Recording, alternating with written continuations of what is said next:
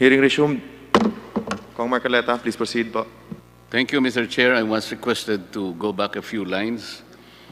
I'll start with alleged black time with Amcara.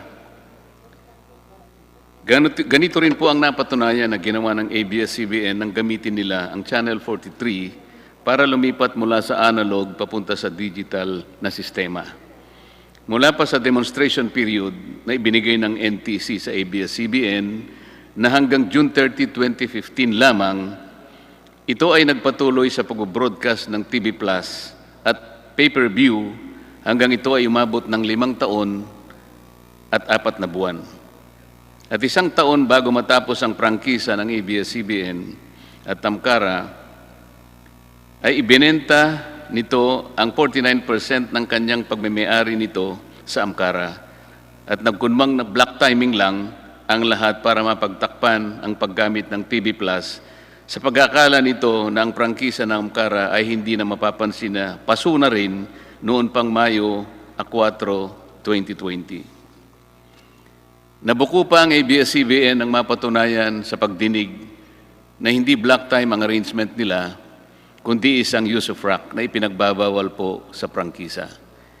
Ito po ay dahil sa pag-amin na rin ni Ginoong Carandang na sa halos 24 na taon ng ABS-CBN ang gumagamit sa kanilang frequency, gamit ang sariling logo, tauhan, pasilidad sa pag-ere ng kanilang programa. Pati nga ang kanilang transmitter na pinatunayan ng NTC at ng Ginoong Carandang na patuloy na ginamit kahit sila ay merong cease and desist order na tinanggap mula sa NTC noong Mayo 5, 2020 sa kabila ng pagsisiguro sa akin ni Ginoong Carlo Katigbak na sarado na ito dahil siya raw mismo ang nag-utos nito.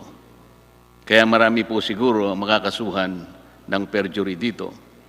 For 24 hours a day, 7 days a week, makikita po sa slide dyan, for the past 24 years, ABS-CBN did broadcast all its shows through the Studio 23 frequency of Amcara, with only 3 hours sign-off. Amcara has not shows of its own. It has no other client except ABS-CBN. This is use of rack, not black timing. And ABS-CBN and Amcara have to face the legal consequences for this deliberate misrepresentation. At sa isang bahagi po ng pagdinig ay muli na naman pong tinangka ng ABS-CBN na palitawin na tuloy-tuloy po ang usapan nila matapos ibenta nito ang 49% ng pag-aari nito sa Amcara. Nang tanungin ko po ang Amcara kung paano nila ito gagawin samantalang meron ng petisyon sa NTC na pagtibayin ang deed of assignment ng Amcara at Asian Multimedia and Production Company na kanilang pinagkasunduan pa noong pa pong Marso 12, 2019. Ay wala na pong naisagot si Ginoong Carandang at inamin na po niya lahat ng napatunayan sa bahaging ito ng ating pagdinig. Ang Asian Multimedia ay pag-aari ni Ginoong Federico Garcia, isang retiradong opisyal ng ABS-CBN. This surreptitious use of Amcara as an artifice demonstrates a familiar pattern, Mr. Chair. Ibinabato-bato na lang ang pagtitiwala ng sambayan ng Pilipino. ABS-CBN is more observing itself, its benefit, and all the perks that go with it. ABS-CBN has doubtful title to their properties. Hindi lang po ang Filipino citizenship ni Ginoong Gabby Lopez ang kaduda-duda. Maging ang mga titulo ng ABS-CBN sa mga pag-aaring biglang naibalik sa kanila pagkatapos ng EDSA Revolution ay kaduda-duda rin. Mula sa salaysay ni Ginoong Augusto Almeida Lopez ay ibinilin pala ni dating Pangulong Cory Aquino na idaan sa arbitration ang pagdidetermine ng pagmemay-ari ng ABS-CBN sa mga pasilidad nila sa Quezon City at mga probinsya. Ito po ang layunin ng unang agreement to arbitrate na may petsang January 6, 1987. Dito ay ipakikita ng ABS-CBN ang lahat ng kanilang torrents titles at iba pang katibayan ng kanilang ownership. Pero hanggang ngayon po ay walang maipakitang record ng arbitron na naukol sa pagmemay-ari ng ABS-CBN. Even the title to their property in Mother Ignacia Avenue in Quezon City from which all its power literally and figuratively emanates, appears to be spurious. Pakita po natin yung mga titulo. Yung una pong titulo ay ito po yung binigay sa atin, Mr. Chair, na Xerox copy. Sa bandang ibaba po niyan, makikita po ninyo ang titulo ng pinagkunan ng kanilang sariling titulo. Yung nasa kanan naman, yan po yung nasa pag-iingat ng Register of Deeds. Makikita po sa dalawang titulo na yan, parehong-pareho, na yan po ay Owner's Duplicate Certificate. Hindi po makita sapagkat wala sa vault ng Registry of Deeds ng Quezon City yung original title. Kasi po kung pupunta kayo doon para humingi ng electronic copy ng original title, yun po ay makikita ninyo at madidistingue sapagkat ang original title, nakasulat sa left margin nito yung salitang original title. Pakita po nyo yung dalawang titulo. Yan pong dalawang nakikita nyong titulo, yung bandang kaliwa, yan po yung pinagmulan na titulo ng ABS-CBN, yung TCT number 110731. Magtataka po kayo dyan pag sinuri ninyo, ibang lugar po ang nakalagay dyan, parang bagong Nayon, Quezon City, at ang kanyang area ay 42 square meters, hindi po 44,000 plus square meters na nandun sa kanilang titulo. Yan naman pong nasa kanan, Mr. Chair, yun po ang kakambal na numero ng titulo ng ABS-CBN. Meron din silang titulo 125702. Sa makatwid, dalawang titulo pong magkamuka, magkapareho. Yung isa po ay ibang lugar na naman, pero yan ay 400 square meters lang. Ang nakakapag-intriga pa po dyan, Mr. Chair, meron pong minota na nakalagay for provisional registration. Pero 53 taon nang nakararaan, hindi naman po nila makita o hindi maipakita sa atin yung kopya ng petition for registration. Ang katibayan na maaring wala pong ganun, sapagkat hindi man lang naka-annotate do sa likod ng titulo na dapat sana ay naka-annotate po yung petition for registration sa likod ng titulo.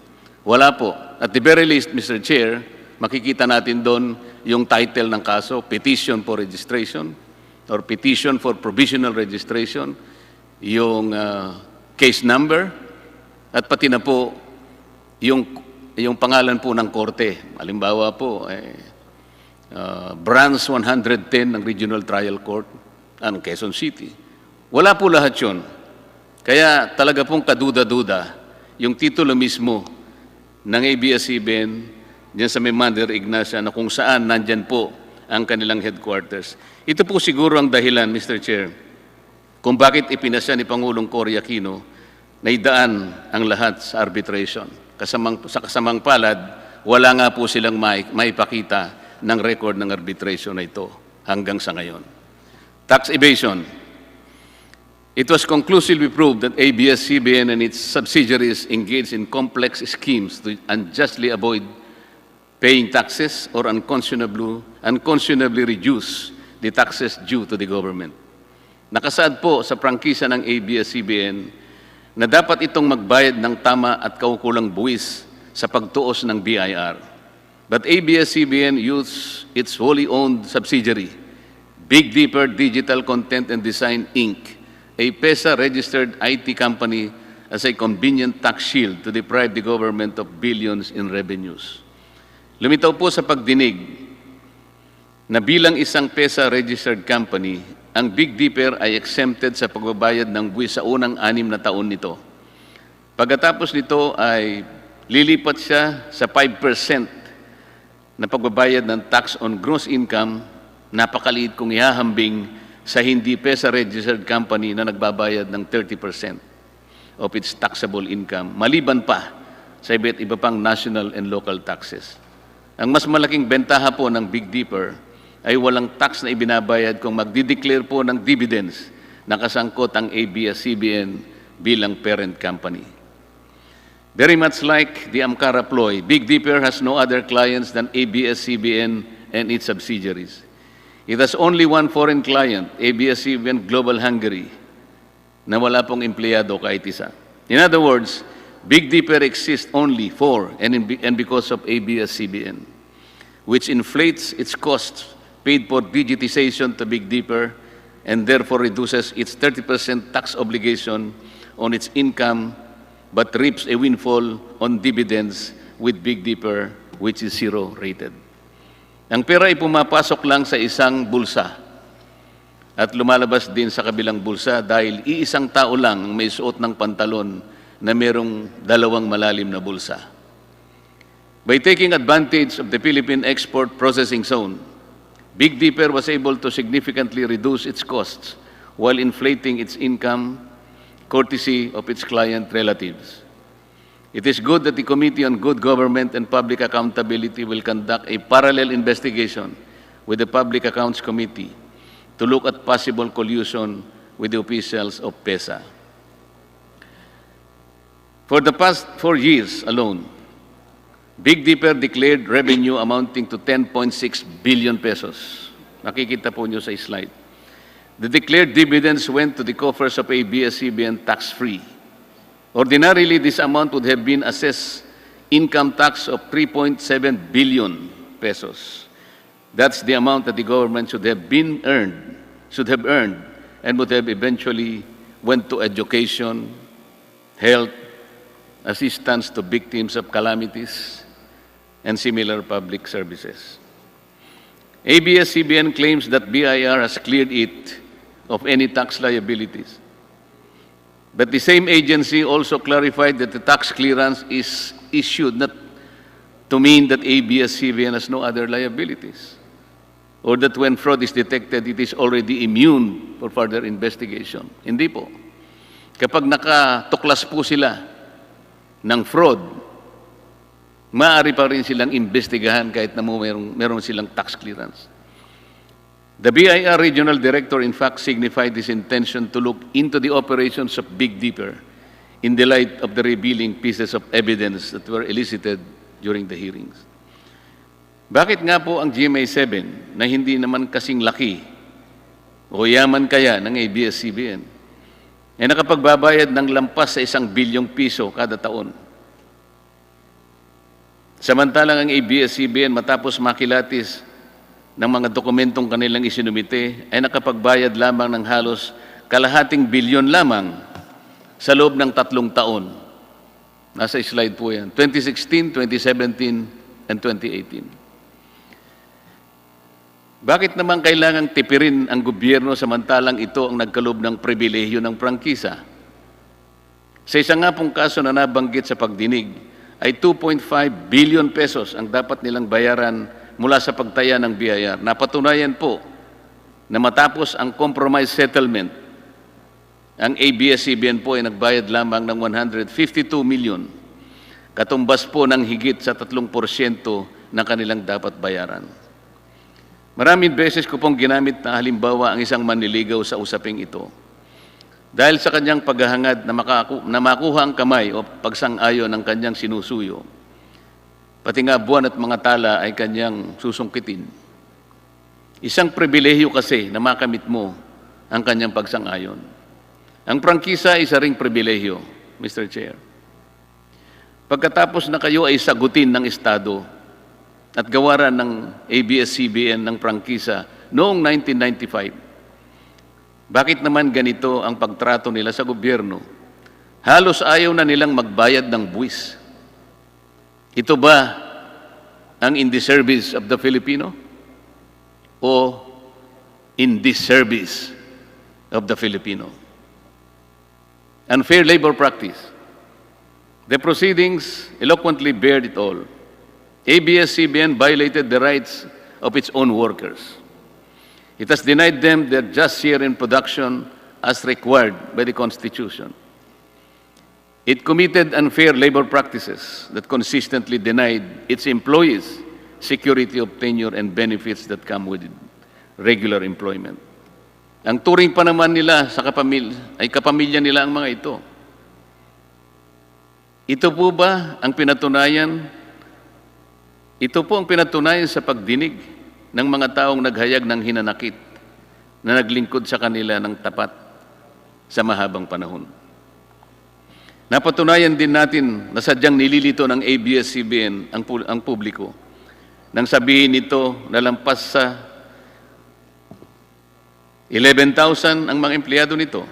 Nang masusing tingnan ang mga papeles galing sa mga ahensya ng ating pamahalaan tulad ng BIR, PhilHealth, SSS, Home Development Fund at Employment Compensation Commission, ang regular na manggagawa ng ABS-CBN ay halos ikatlong bahagi lamang.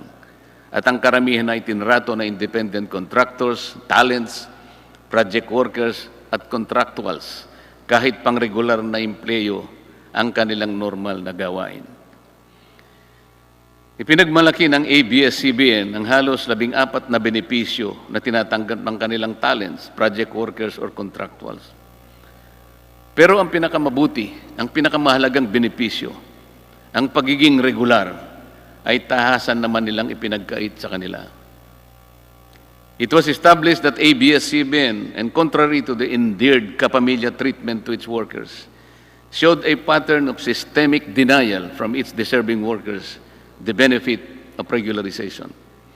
Time and again, the Supreme Court ruled in favor of the aggrieved workers who were deemed employees given the basic test that what they do is within the network's control, as it is desirable and necessary to the business of ABS-CBN.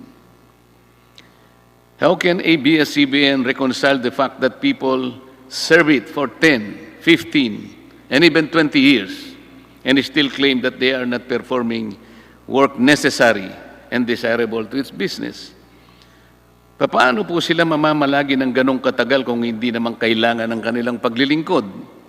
Isn't it that their length of service alone speak much of their loyalty, their competence, and their adherence to the kapamilya sense of belonging? Ibinabato-bato na lang ba ninyo kung saan-saan ang kapakanan ng inyong mga kawani?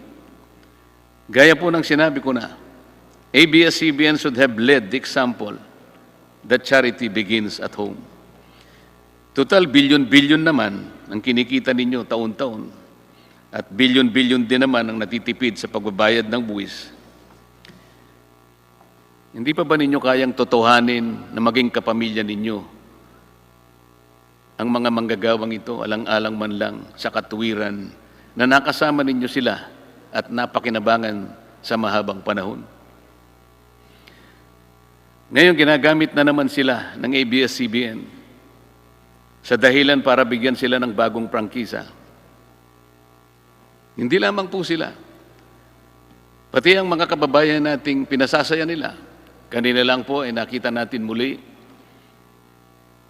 ang kanilang isa-isang paghibik na kung isasara ang ABS-CBN, mawawalan sila ng tagatangkilik, tagatulong, tagapagbigay ng pag-asa, tagapagbigay ng kapanalig nila sa bawat yugto ng kanilang buhay.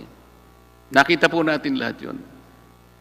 Pero ang palagi nating sinasabi, magagawa naman po yan ng ABS-CBN sapagkat yan ang pinakamalaki na broadcasting industry sa ating bansa. Magagawa naman niya yan sapagkat yan ang tungkulin niya talaga kung bakit siya kumuha ng prangkisa.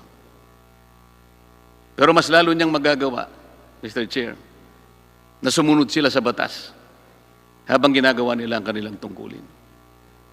Sinabi ba nila sa kanilang mga taong binibigyan ng entertainment na dapat huwag silang singilin sapagkat ang prangkisang ibinigay natin sa kanila 25 years ago ay libre?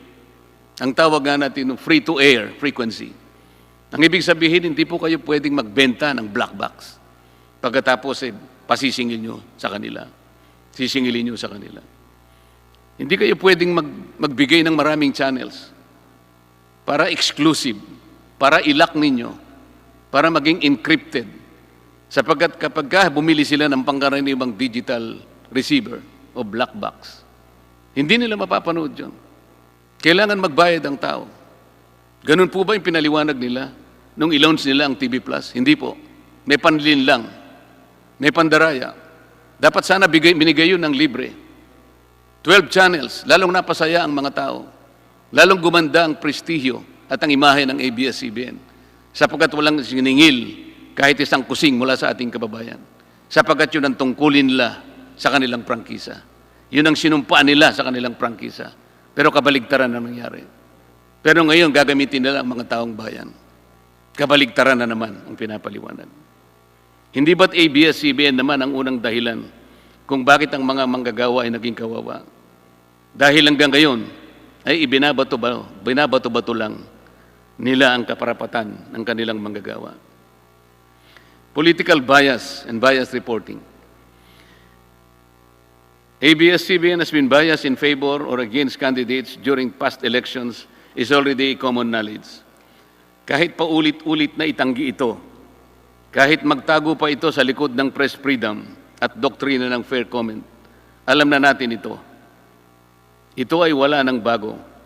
Kapag gusto ka ng ABS-CBN, bibigyan ka ng exposure sa pamamagitan ng interview, balita sa news, programs, at i-feature ka sa mga entertainment shows.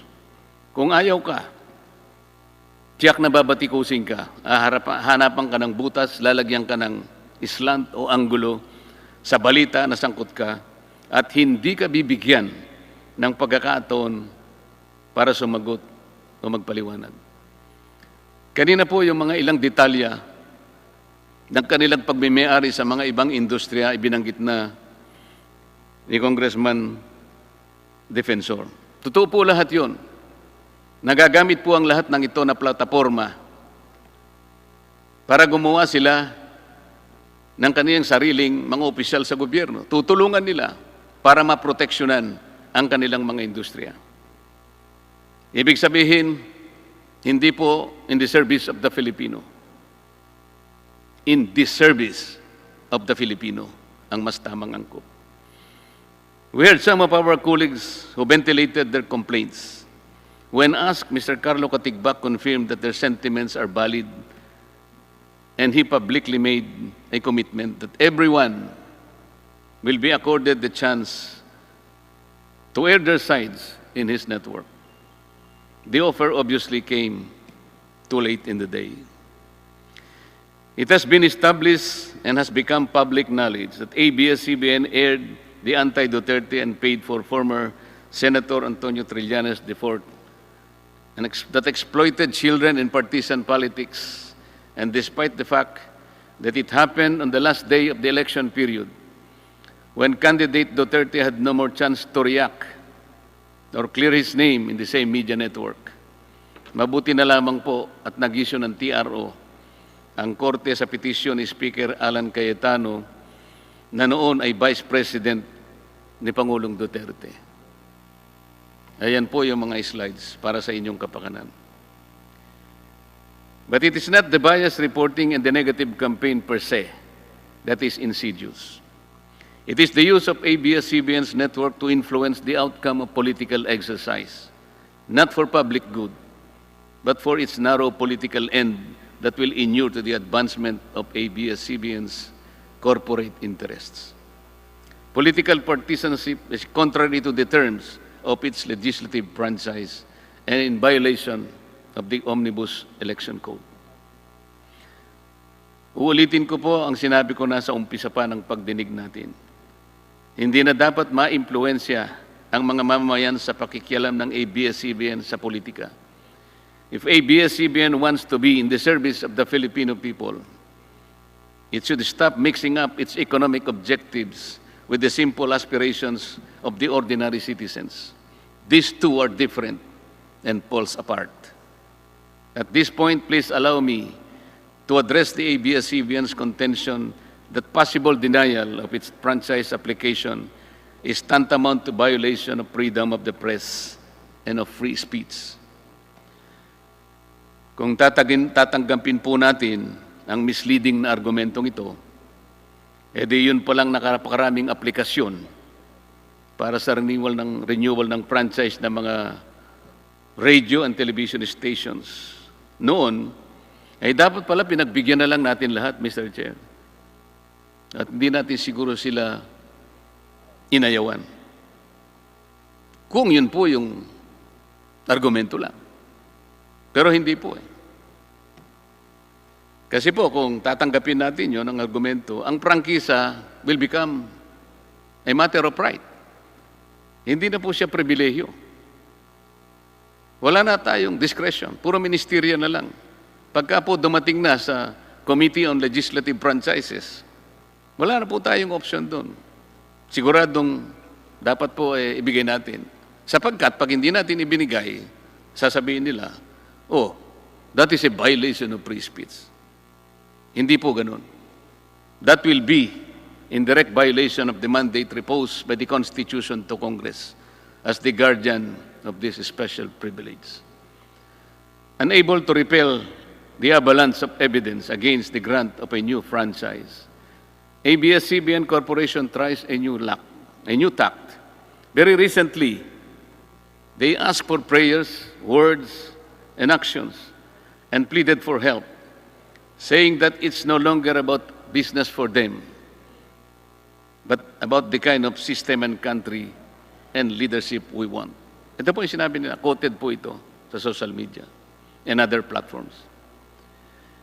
But how can ABS-CBN manage to still reverse the tide of public opinion against it when their phalanx of lawyers and accountants prove inadequate to the evidence-based interpellations on the floor that expose their ruse and legerdemain? The last 2 days of the hearing told it all. The defenses of ABS-CBN finally crumbled in tatters, and for all the people to see. The irony is ABS-CBN's appeal to flood, I will quote this again, to flood social media pages with positive stories about ABS-CBN. Apparently, the network, Mr. Chair, is the only one left to believe in the rectitude of its cause or the lack of it. Mr. Chair, maybe they are living in a parallel universe. It is like the proverbial ostrich that buried its head in the sand, but exposed its whole body for all people to see.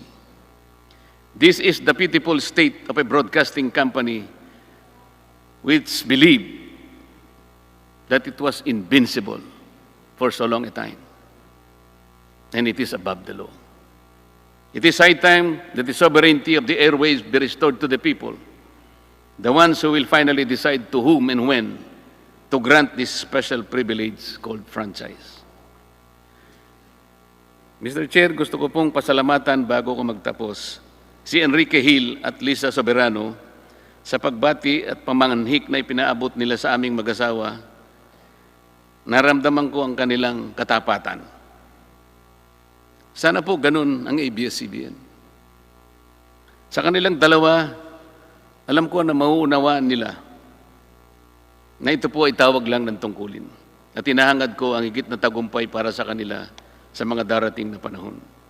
Let me end with a popular movie clip from an on-screen and off-screen hero that had captured the hearts of millions of Filipinos to sum up the comprehensive, impartial, and open proceedings implored by the Speaker of the House, Alan Peter Cayetano, in regard to the franchise application of ABS-CBN.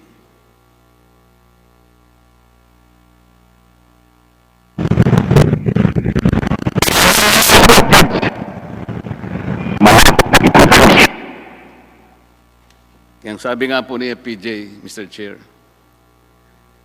kung uulitin ko lang, ABS-CBN, puno na ang salop. Dapat ka ng kalusin. Maraming salamat po.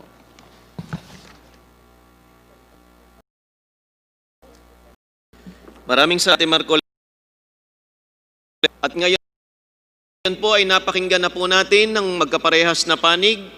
Inaanyayahan po lahat ng mga miyembro, katulad ko po, na miyembro ng legislative franchise na rebisahin na po ang mga bagay na binigyan po ng pagbubuod ni Deputy Speaker Dante Marcoleta at ni Congressman Zarate upang mas maayos po nating pag-aralan at mapag-aralan ang pagboto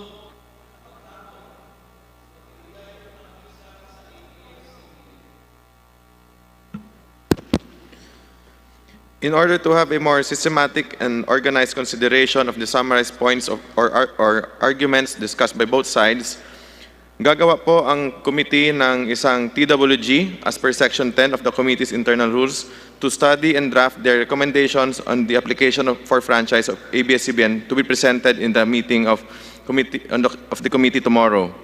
So ang kasama po dito sa technical working group ay si Congressman XJ Romualdo, Deputy Speaker Pablo John Garcia at Congresswoman Stella Luz Kimbo. So bukas po magkakaroon po tayo ng hearing ng Committee ng Legislative Franchise alauna po ng hapon. Pero pakiusap ko po sa mga members, kung pwede po kayong magpaaga ng pag-login o pagpunta kasi meron po tayong organizational meeting ng 12:15, 12:30 po bago po ang ating hearing proper na alauna. Atin rin pong ipagpapatuloy ang pagdinig ng House Resolutions patungkol naman sa NTC, Solgen at ang show cause order ng Kongreso sa NTC. Kasama na rin po ang iba pang mga usapin patungkol rin po dito sa pagbibigay ng prangkisa ng ABS-CBN, kung may nilabag ba ang AMCARA, at yung po kaninang nasabi ni Vice Chairman Mike Defensor na patungkol sa Meralco. Iaanunsyo po ng Blue Ribbon Committee kung kailan po ang magiging hearing para dito. Sa mangyayari po na hearing bukas para sa Committee on Legislative Franchises, excuse po muna ang members ng Blue Ribbon Committee. Maraming salamat, Chair Jonathan. Para sa pagtatapos, una sa lahat, gusto ko lang pong pasalamatan sina Speaker Alan Peter Cayetano at Majority Floor Leader Martin Romualdez para sa kanilang tiwala at patnubay sa ating committee para masiguradong patas, bukas at komprehensibo ang pagsasagawa ng ating mga hearing. Pangalawa, lubos din po tayo nagpapasalamat sa ating mga kasamahan sa Committee on Legislative Franchises at Committee on Good Government and Public Accountability, kabilang din ng ilang mga mambabatas na tumulong sa atin upang busisiin ang iba't ibang issue. Ganon din ang aming lubos na pasasalamat sa ating mga naging resource persons at mga opisyal ng ABS-CBN sa kanilang matyagang pagsagot sa mga tanong at pagbigay ng liwanag sa mga isyong tinalakay. Amid our battle against COVID-19 pandemic, the past 2 months have been challenging and grueling for the Committee on Legislative Franchises and its members to deliberate on the most controversial franchise of a media network. As we approach the final and most critical part of the deliberation, we call on our members to base their decision on their appreciation of facts and testimonies presented by all sides. As our Speaker has always reminded us to do what is right, let us continue to live up to the commitment of the 18th Congress to be a relevant, responsible, and responsive institution. Buong Pilipinas ay sumubaybay at nagbantay sa ating mga talakayan. May mga pagkakataong naging emosyonal ang mga pagtalakay sa isyu, ngunit hindi tayo tumigil hanggang makuha ang punot dulo ng problema. Nakinig tayo sa bawat argumento at alegasyon, at lahat ay binigyan natin ng pagkakataong makapagsalita at maipagtanggol ang kanilang opinyon at paniniwala sa pamamagitan ng malayang talakayan tulad nito. Pinagtitibay natin ang ating demokrasya, walang pinaboran o kinilingan sa bawat pagdinig. This is a historic opportunity for the 18th Congress to make a difference and prove our independence and integrity as an institution. We have all risen to this challenge and proven to everyone that we are capable of conducting exhaustive proceedings despite the current limitations and enormous expectations from the public. As we ask that our members be continuously guided by the principles of fairness, justice, honesty, and respect as we cast our final vote on the issue. We shall all vote according to our conscience. We also request from those who feel strongly about this issue to refrain from casting aspersions that do nothing but muddle the issue. Kailangan po nating magkaisa, magkaintindihan at magtulungan upang maitawid ng maayos ang isyong ito. Maraming salamat po. Mr. Chair, Maraming salamat, Mr. Chairman Chair. Chicoy. Yes, Minority Leader. pwede po bang mabigay ng kaunti lamang manifestation for this? Gusto ko lang po magpasalamat. Yes, Minority Leader, you're given 2 minutes to manifest. Gusto ko lang pong pasalamatan ng ating speaker sa pagkakataong binigay niya na exhaustively at comprehensively ay ito po ay tinalakay natin. Pro or con, whatever it is, ay palagay ko po nagawa natin ang dapat natin gawin. Gayun din po, kinukongratulate ko ang ating chairman ng Committee on Leadership Franchise, si Chairman Chicoy Alvarez. Gayun din po ang chairman ng Committee on Public Accountability, Chairman Jonathan Alvarado. Gayun din po ang Vice Chairman, si Chairman Defensor.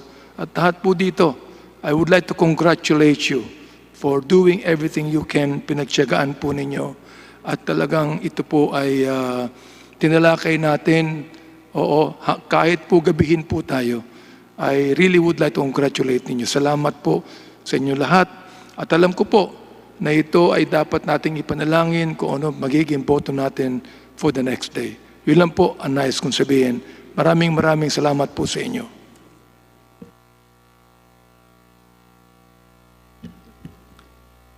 Maraming salamat po, Minority Leader Bishop Benny Abante.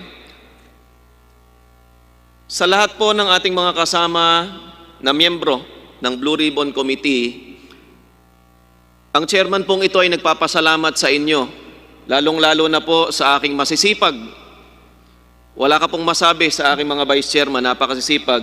Vice Chairman Mike Defensor, Senior Vice Chairman Boying Remulla, sa ating pong mga members na parating umaattend po ng ating hearing, sa atin pong mga kasama na nagrepresent sa pro at anti, kay Congressman Marcoleta, kay Congressman Jun Datol, Congressman Carlos Zarate, Congresswoman Franz Castro, Congresswoman Arlene Brosas, sa ating minamahal na Minority Leader, sa ating kasama, Congressman P.D. Barsaga, parating nandito at nagbibigay ng linaw sa atin, Congressman Dindi Bautista, sa ating Majority Leader, sa ating nagmamahal na Speaker of the House, gayon din sa Committee on Legislative Franchises na pinamumunuan ni Chairman Chicoy Alvarez at ng ating mga kasama sa Secretariat, sa buong bansang Pilipinas na nakasama namin sa haba po ng mga hearing na ating ginagawa at ginaganap. Pangkaraniwan ay nagsisimula ng alauna at kung minsan ay natatapos halos magmamadaling araw na. Kami po ay nagpapasalamat sa inyo. Sana po hindi po namin nasayang ang inyong oras ng panonood, bagkus ay maging kapaki-pakinabang po yung mga bagay na narinig ninyo at natunghayan ninyo dito sa bahay ng taong bayan, dito sa House of the People. Kami po sa Blue Ribbon Committee ay patuloy at maaari ninyong maging puntahan, maging daluyan ng inyong mga luha. Sabi nga po namin, ang sumbungan ng bayan na kailangan parating umaaksyon para sa buong bansang Pilipinas, para sa ating mamayan. Bagamat patapos na po ang usapin sa ABS-CBN, ang laban po para sa mamayang Pilipino ay malayo pa ang tatahakin. Sa susunod na linggo po ay patuloy po ang hearing ng Blue Ribbon Committee. Pagdating po ng Miyerkules, 1 p.m., patungkol po ito sa usapin sa kuryente. At pangkaraniwan, kayo po ay maraming reklamo sa mga power utilities, isa na po dito ang Meralco. Pagdating naman po ng Huwebes, trabaho po tayo ulit at pag-uusapan naman po natin sa Huwebes kung naayos na ba ng DSWD o nakagawa na ba sila ng mas mabilis at mas magandang sistema para po sa pamimigay ng Social Amelioration Program. Gayon din po, ang amin pong chairman ng Public Accountability, ang atin pong partner Mike Defensor, ay mangunguna naman para sa hearing sa pagpapauwi ng ating stranded OFWs, pati po ng mga locally stranded nating kababayan dito sa bansang Pilipinas. Kasama na po ng aming pasasalamat ang napakagandang pagturing at pagsasamahan, at alam ko po marami sa atin ay tinatansya pa rin kung ano ba talaga ang dapat igawad sa ABS-CBN. Kailangan ba itong bigyan ng muli ng prangkisa o kailangan ng tuldukan ang ABS-CBN? Iyan po ay ating assignment sa magdamag na ito. Iyan po ay ating tungkulin sa Diyos at sa bayan. Sa parte po ng Blue Ribbon Committee, on the part of the Blue Ribbon Committee, the hearing is now adjourned. On the part of the Committee on Legislative Franchises, hearing is now adjourned.